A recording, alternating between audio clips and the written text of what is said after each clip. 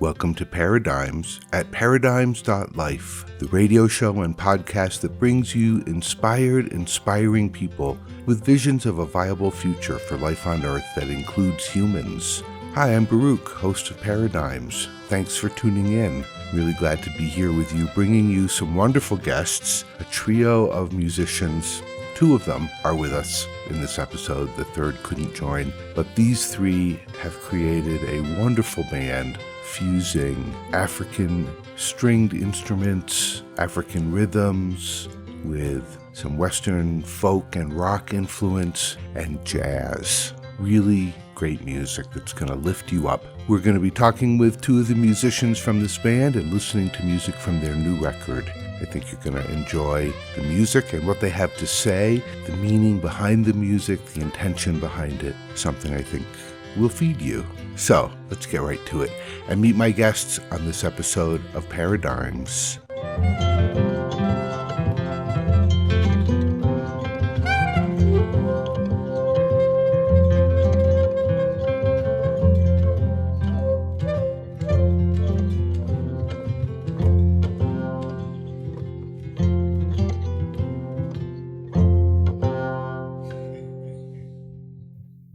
Edith Letner and Banning Eyre, welcome to Paradigms. Thanks for having us. Thank you. Hello. Hello. You are making this amazing music. The group is Voyagers. The new record is Chasing Light, and we're missing your third part of your group. I've been listening to the record and watching videos of the three of you playing and just enjoying myself and feeling this sense of how your three voices take turns and back each other up. If you could each tell me a little bit about yourself so listeners have some idea who you are and how you got to playing this music. I've played with African musicians for several decades now in Vienna and then in Senegal and also in New York. And yeah, it was easy for me to hook up with African bands in New York where I could sit in. They welcomed me very much. And during one of these occasions, I got to know a friend, Keith Brook, who had the idea to get together with Banning and later to get together with Yacouba. And that's how it happened. We tried to jam with each other. It worked very well.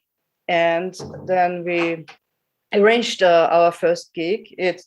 We still were very happy about the collaboration and so on. No. So I was not in New York all the time. Since 2012, I went there twice a year for about 3 months. And so every time I came, we tried to line up gigs and play together. You know, listeners are just going to hear some of this music shortly, but Edith, you play saxophone and other wind instruments, and that's been your thing. That's what you do in the world.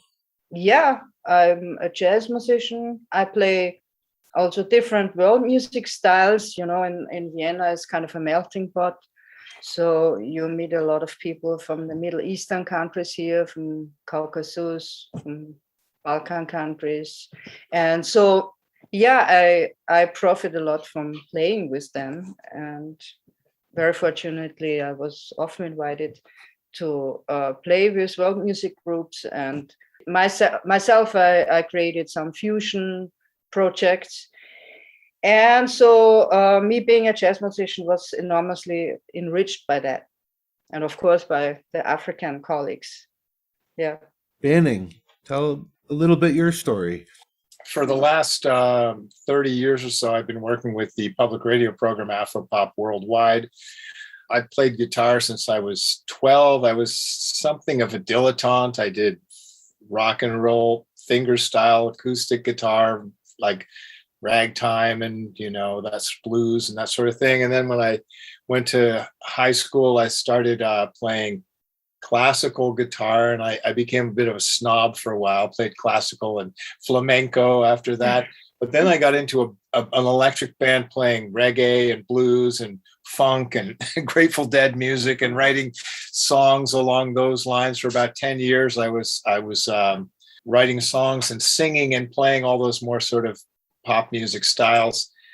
And then sometime in the 80s, my classmate from Wesleyan University, Sean Barlow, started Afropop Worldwide and invited me to come on one of the first trips to gather material for the show. And so I got some assignments from magazines, Guitar Player, the Boston Phoenix, to do some writing about it. So I took my acoustic guitar along, and we went to both Congos in South Africa and Zimbabwe. And it really changed my life, because in interviewing these guitarists with a guitar in hand and learning things from them and playing, I just found it to be the most exciting thing I had done. By that time I had studied jazz a bit too. I was at Berklee College of Music for a while after graduating from college. And what I liked about jazz was that you had a shared repertoire. You could just meet people and you would know songs in common, and yet you had room to express yourself within them. But what I didn't like about it was that I just, at a certain point, I realized that I was much more interested in melody and rhythm than I was in complex harmony. And somehow in some of these African styles, particularly in the Mande music of Mali and the Mbira music of Zimbabwe, I found that it had that quality I wanted. There's a core repertoire of songs that most people know, and you can just immediately meet people and play with them. And well, one thing just led to another, and I've now made some 25 trips to Africa, and I always take my guitar and learn what I can. I've mostly made my living as a writer and a producer, but playing has always been, my great pleasure. And so when Edith invited me to join this group, I was thrilled. And as she says, as soon as we played together, it just clicked. I had played a few times with Yacouba before in informal settings, and I know enough about Mande music to just know how to lock with him. So yeah, that just kind of made the basis of it. And it was really exciting to realize that the three of us could make the sound of a band without any drums or percussion. And I love drums and percussion, nothing against them, but it's just great to be able to make music that really grooves and that people actually dance to when it's so spare like that. It's really just all rhythm and melody. I'm talking with Edith Letner and Banning Eyre of the group Voyagers. Their third partner, Yacouba Sissoko, could not be with us for the interview, but he's here in spirit through this wonderful music. And let's hear some of it now. From their new record, Chasing Light, here's Voyagers with Today is a New Day. This is Paradigms at paradigms.life.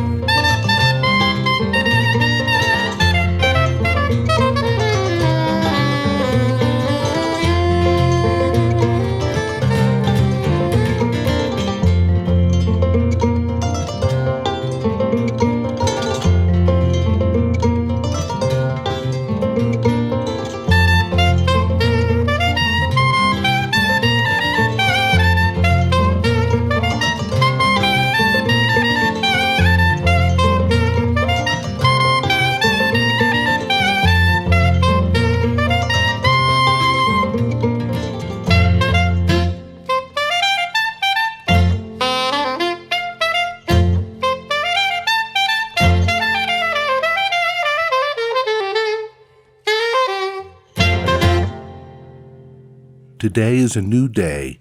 That's Voyagers from their new record, Chasing Light.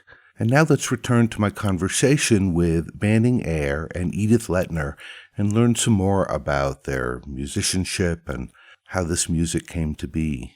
So unfortunately, Yacouba couldn't be with us today, but he plays this instrument called the kora, which is a big gourd instrument. It's not like a guitar you hold in your hands. It's like a stand-up bass kind of a thing, only not a bass. Amazing sound. A harp. Yeah. So you've brought together that very African sound, that very, it's a sound that's not really quite found in the Western pantheon of instruments, with the saxophone and the other wind instruments and, what's based on the old dreadnought guitar. Yeah. It's a marriage of these different voices. What was it like to discover how that was together?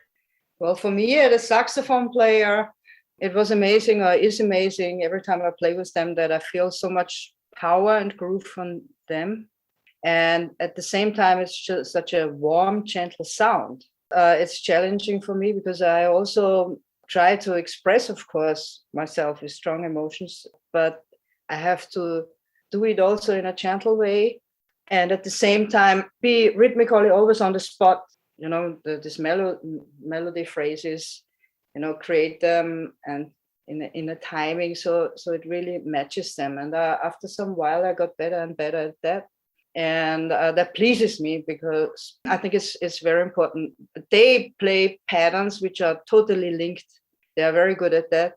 And so it pleases me that more and more I learned also to be a rhythmic link in this playing, not only a sound link and play these improvisations like jazz musicians do, to play on it or float on it, but to really have melody lines which also click in with them. Yeah. That is so important because, I mentioned Mande music. I should explain that's the music of the various Mande groups in West Africa, Mali, Senegal, Burkina Faso. It's a large area there, but the kora is one of the central instruments in it. And I went and lived in Mali in 1995 and 96, studying with a great guitarist, Jelimadi Tunkara of the Super Rail Band, who was a master at basically bridging fingerstyle guitar into that tradition. So he has all these techniques for sounding like a kora, sounding like a balafon, sounding like the spike lute, the ngoni. I sensed from the first time I watched a kora player play a certain connection between American fingerstyle music and, the alternating bass with the thumb and just certain characteristics about it that felt weirdly familiar to me. And I now sort of understand that as having a certain logic, because so many of the African Americans who were the builders of our folk music came from that part of Africa. So it's not so crazy. But coming back to the idea of Edith and rhythm, I've played in a lot of different African groups.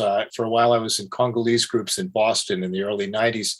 And we would get saxophone players who would come and jam with us. And the guy who was leading the band would often get very frustrated with them because they didn't engage the rhythm. They just played over it. And right from the beginning, playing with Edith, it was so much fun because she's so attentive to the rhythm and so much interlocking, and we're like playing with rhythm, which really is so important, especially in a small group like that. You've all got to be really connected rhythmically. You can't have one person just wandering off, at moments, but in general, there has to be that lock. And that's one of the reasons I love playing with Edith. Well, hopefully listeners will go and watch the videos, because you can hear it on the record, but you can watch the videos and see the conversation that's happening between the three of you. And I was really struck by, this one point. I can't even remember what song it was, but Edith, you played your solo and they're doing their thing, and you're clearly like looking at them and you are on the rhythm. Mm-hmm. And then you pulled back and then they do their thing. And it was very much, and then you come back and you're talking back to them about what they just did. And it's obvious that's what music is, but it's also beautiful to see. And it's a lot of fun. I always, when I'm playing accompaniments, I always try to if I can, grab some little rhythmic phrase that one of them is doing and just build it into the thing so that we're like sub rosa kind of talking to each other, you know?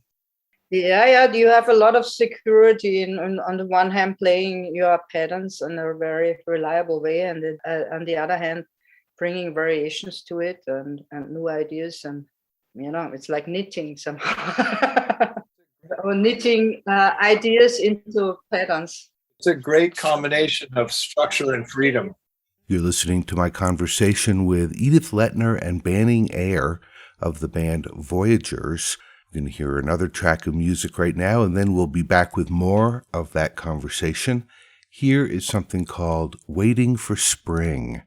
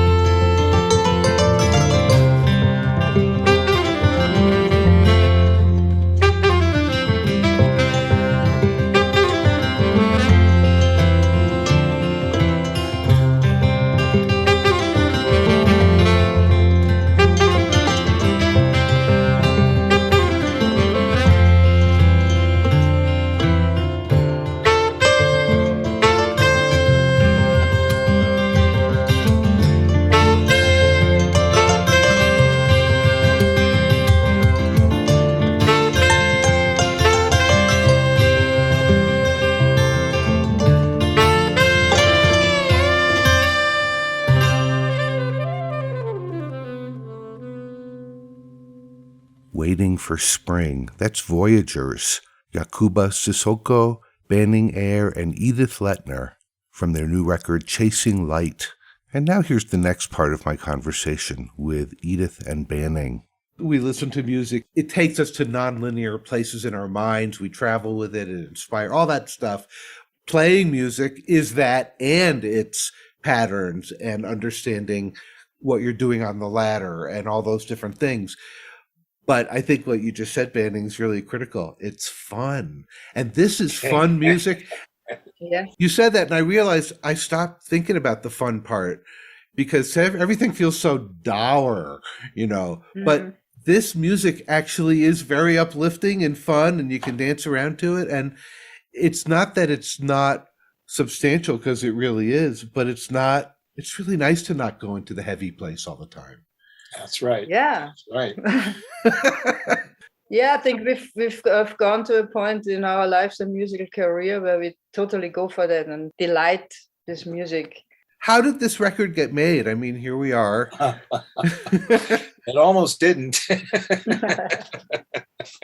We were encouraged to make a record a couple of years earlier by a friend in New York, and I don't know. We just felt like it was going to be a large investment that was never going to pay off. And I don't know, we had all had experiences of making CDs and how difficult it is to sell them. And Edith had a number of them at that point, and we just didn't have the incentive. But then, Edith, you can pick up the story from there with Abby. Yeah, this was in 2020. We played, I was in New York again. We played and our friends and fans were there. And all of a sudden there was this excitement going on among them. And this jiggling and this, and so one had talked the other into there should be a CD. Where's the CD? And Keith always said, where is the CD? And all of a sudden, Abby said it. Okay, if there's no CD, we have to make one. And she, from that day, this was in January 2020, she organized it, and 1 month later we recorded. She made it possible, and this was important because I was about to leave beginning of March, and anyhow, then all of a sudden Corona disturbed everything and live music, and so it was just the perfect timing. You got in right under the wire. We really did.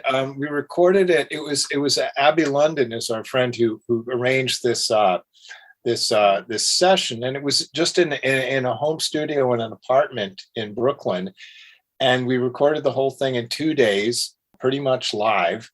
A little bit of editing after the fact, but not much. Yeah, it was in the can, and then suddenly we were all in the can ourselves because of COVID. So we took that time to mix. We worked with one of the Afropop engineers to mix it, and we would pass it around among ourselves and listen. And I think we should take this section out, or I think this should be a little louder here or there. And we went back and forth like that until we were all happy with it. And then, I had kind of started this small independent record label called Lion Songs Records that unfolded out of the book I wrote about Thomas Mapfumo called Lion Songs. My idea with it really was just to focus on music that really moves me, which tends to be acoustic, African, string-oriented music. And I thought, well, if I'm happy enough with how this comes out, I'm just going to invest in, making this a release on my label. And so that's what we did. And here we are. And we played these 2 great gigs. Just, God, can you believe it? It was just last weekend or, in New York. And they were nicely attended. Large thanks to Abby with her very good outreach. Boy, it was more fun than ever, especially after almost 3 years of not playing together, Yes. Tell me about those gigs you just did. Where were they, and how did they go? What happened? I mean, it sounds like they were, of course, fantastic, but I'm just curious to hear more. Yeah, it was so to say our CD release shows. One was in Manhattan in the Zürcher Gallery in Bleecker Street. And the second one was in Brooklyn in Soapbox Gallery. They're both in art galleries. Both art galleries, which fit very well to our sound and to our music, I think. And both of them were organized by Abby London Crawford, who also produced together with Banning the CD. And I was really so pleased because actually when I came to New York a few weeks ago, I was not 100% sure whether COVID is over and whether we could really do it or whether it's just a dream. Would anyone come? We hang there and we rehearse a little bit. Then in the last moment, all of a sudden we hear, okay, COVID, Omicron is back and we have to cancel everything. And so I wasn't, until the end, I was not really sure whether we will be really able to play in front of audience. And we were able to, everything went fine. It was the perfect timing again. The first moment, I think. Very good turnout. And both were filmed as well. We were filmed and the audience came. And yeah, it was really a nice connection between us and the audience. That sounds like an amazing event. What's coming up? Since you're in 3 different places right now, when will you be back together again to play? Good question. Yeah, a good question. So what I'm doing now, is when you have a CD, that's always a good moment where you can do submissions for festivals and bigger stages. So we have that now. And I already started, and it's my goal that we play a little tour or a big tour in Europe. Of course, some performances in Austria and all over Europe. Would be the best, I think, for the moment. And Banning has some plans at the same time for the United States or for New York. And we also try to play in Canada. CD is really helpful, and CD reviews are really helpful for submissions. Having the CD and having the video, and particularly videos of live performances where people can see the audience reaction, that's how you get gigs and proper gigs, festivals and that. So who knows where we'll meet next, but it might be on some very nice festival stage. That's the dream. That's the plan. Like so many people, all of us, the pandemic has played a part in our lives the last few years, and no different for these folks. Interesting to hear about how this record got made. In the next part of my conversation with Edith Letner and Banning Eyre, we'll be talking more about this music and also a little bit about what's going on in Europe. What are your thoughts about what you've heard so far? How are you enjoying the music? Please leave a comment, subscribe to the podcast. We'd love to be hearing from you. You're listening to Paradigms at paradigms.life. And now here's the next part of my conversation with Edith Letner and Banning Eyre. Chasing Light. Let's talk about both what that means and the songs, mostly all instrumental, hardly any vocals. It's like 1 or 2 places where you hear a voice. Yes, that's Yacouba. But it's still telling a story. I think we all felt that the music is very positive. It's very hopeful. It starts out with Edith's song, Today is a New Day. And so we thought about that as the title. We realized that the CD was going to come out, as we were at least starting to emerge from the pandemic. And we thought that, that idea of light and hopefulness was important to get in there somehow. And then, but because we're Voyagers, we were looking for all these different verbs to go with it, traveling and movement and this kind of thing. And we had this long name jam where we went back and forth over all these things. And I don't think any of us even quite remembers who came up with it. I don't. I think Abby came up with it. Maybe it was Abby. She was not quite happy with the other proposals which we had, and she was thinking very hard to find something similar, and she came up with it. So Chasing, yeah. And as soon as we heard it, we thought, and that's it. In fact, light is a really important picture for that. I mean, it has double meaning. A light, as in light as opposing darkness, and well, being back in Europe, I mean, they can use some light here now. I mean, it's a pretty dark place at the moment. Yeah, I bet. It's pretty heavy. And we have still the pandemic and war, and so. Yeah, and at the same time, it expresses the feeling of the music that is so rhythmical but not heavy written. It's very light for me. It's like I always feel like dancing to it in a very light way. It's always very uplifting for me to play it, and I think also for people to hear it. Yeah, we were looking for a long time with a title which included the word light. So we were moving around that. Mm-hmm. And we should say something about the compositions too. I mean, the songs, the repertoire, because it's a mixture of interpretations of traditional songs and our own compositions from all three of us. And, that happened very naturally. I mean, in the beginning, Edith brought a collection of songs that were sort of made the core of our original repertoire. And Yacouba and I knew a lot of these Malian songs together. So that was kind of where we started. And then gradually, I started to introduce some ideas, brought in that palm wine song, Yam Ponsa, and a couple of originals. And Waiting for Spring. And Raise Your Voice. I was listening to that. I was like, I know that. That song was Edith. That was the last song we added. It sounded familiar to me, and then I looked at the title and I was like, I don't know it, but it felt like I know that song. It felt familiar. Okay, hearing that's it. the only one which is contrasting a little bit the others. It has a little bit more weight and aggression in it. It's not specifically African. Aggression is maybe exaggerated, but Interesting. Some attack. And when I heard the title, I thought of physics, and I thought of light as particle and wave, and well, the image kind of takes you there, doesn't it? Yeah. Oh, it's wonderful. Yes, I was thinking about you in Vienna, which is not so far from Ukraine, and hoping that things get better. We do that. The refugees get a lot of help here. Good. Altogether.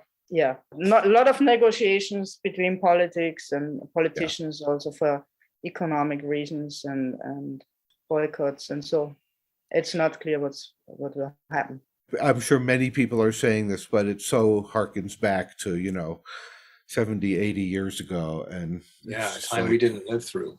But our parents did.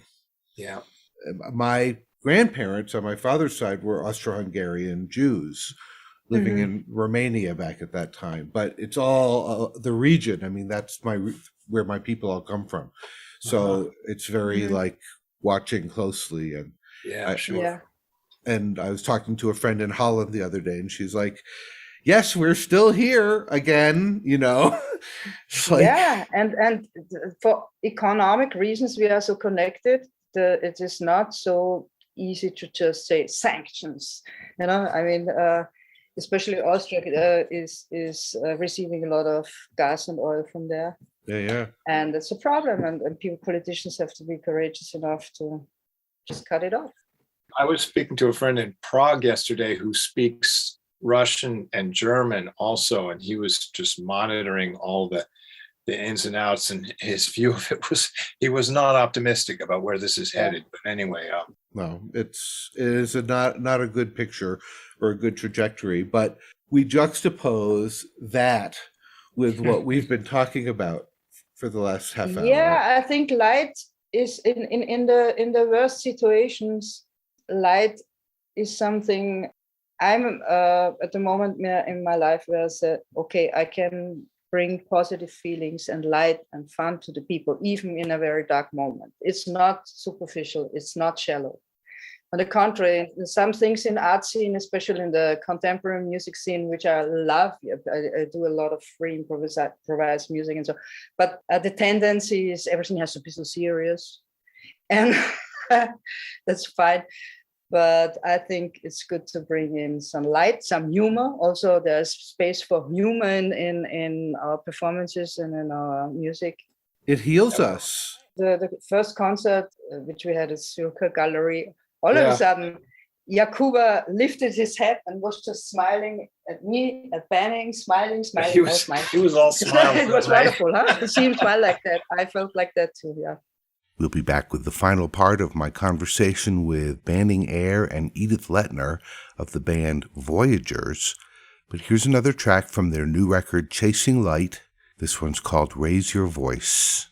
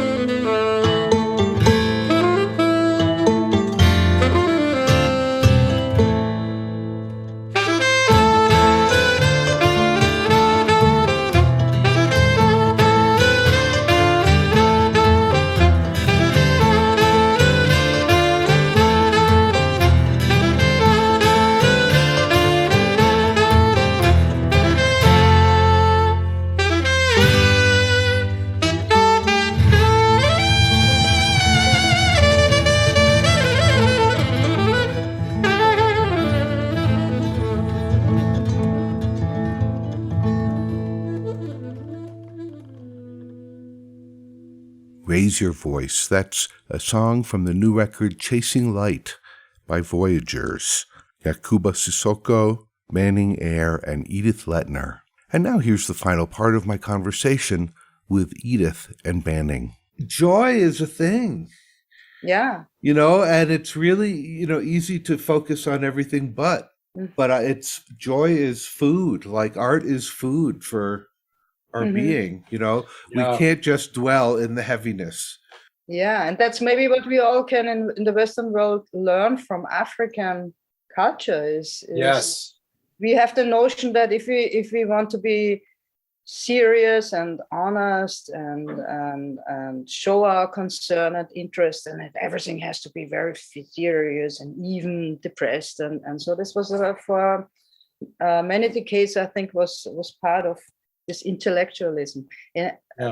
African culture is different. What I always seen in African music, sometimes they use music to transport something, a very serious message. They use optimistic music. Yes. For example, I realized they go to the villages to tell people about AIDS, for example, and how they should behave and how dangerous it is, and but they don't do it with heavy music. They do it with light music. They make the people dance, and then they're open for a new message. That's kind of their philosophy. Did you experience that too? That's very conscious, because I've interviewed a lot of African musicians for Afropop, and that subject comes up quite a bit, that if you want to talk to someone about something really serious, you have to kind of find your way into their heart, and for me, playing guitar has always been kind of almost a form of therapy, and so that's one of the reasons I really, after all my dilettante wandering around through different styles, when I started playing African music, it was the one that really stuck because it had that power to just sort of lock into the positive side of life. Miriam Makeba, she brought a lot of this music to the West. Back in the day, she was one of the first African musicians to be popular in the US, until she was blacklisted.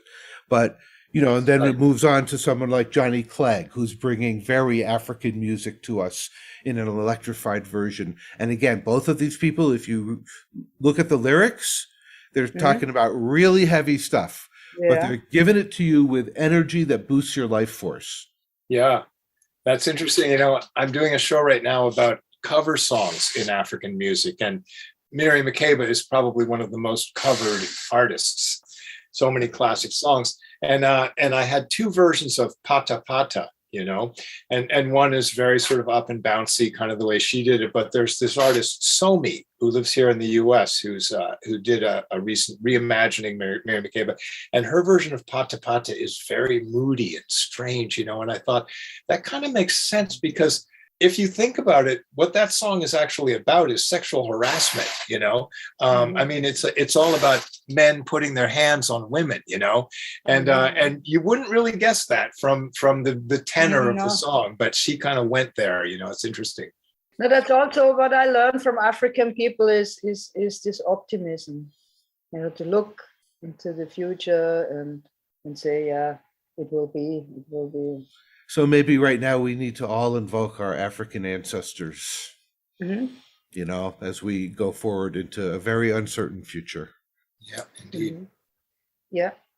Edith, Banning, it's really a pleasure to meet with you and talk with you and hear about your process, and just love the music. And please tell Yacouba, I'm sorry he wasn't here, but he was here in spirit and very much appreciated. Well, thank you so much for having us. Thank you. Yes, pleasure. Voyagers, wonderful music, wonderful inspiration that these three humans share. Their musical conversation is something we get to enjoy and be uplifted by. So thank you so much to Voyagers. If you'd like to know more about Voyagers, check out this record. You can learn more by going to Banning's website, which is banningeyre.com. BANNINGEYRE.com. Click on Lion Songs Store, and there you'll find Voyagers' album Chasing Light. Edith Letner has a website. It's edith-letner.com. Lettner.net. And Yacouba Sissoko's website is YACOUSISKORA.com. All three of them are very accomplished, and I think you'll find their stories and their music interesting. And if you enjoyed this episode of Paradigms and these wonderful artists, check out the Paradigms archive at paradigms.life and in iTunes and wherever else you find your podcasts. With over 530 episodes, there's a lot there for you. Paradigms also has a YouTube channel, so you can see videos of our podcasts. Just go to YouTube and search for Paradigms Podcast. Please check out our Patreon campaign also. We really appreciate our Patreon supporters. It helps pay the bills. Patreon.com/paradigms. All right, well, this has been a really fun episode and something we can all use right now, some light. There's that Rumi poem about the cracks are where the light gets in. Sometimes things in life feel like they're falling apart, but the cracks are where the light gets in. Let the light in. Enjoy the music, the creativity, one of the really good things humans do. All right, Baruch signing off for Paradigms. We'll be back next time with more inspiring people. I am leaving you with one last track from this wonderful album, Chasing Light. It's called Cherie, and the word for the week is light. Be light. Notice the light. All right. We'll see you next time. Until then, be well.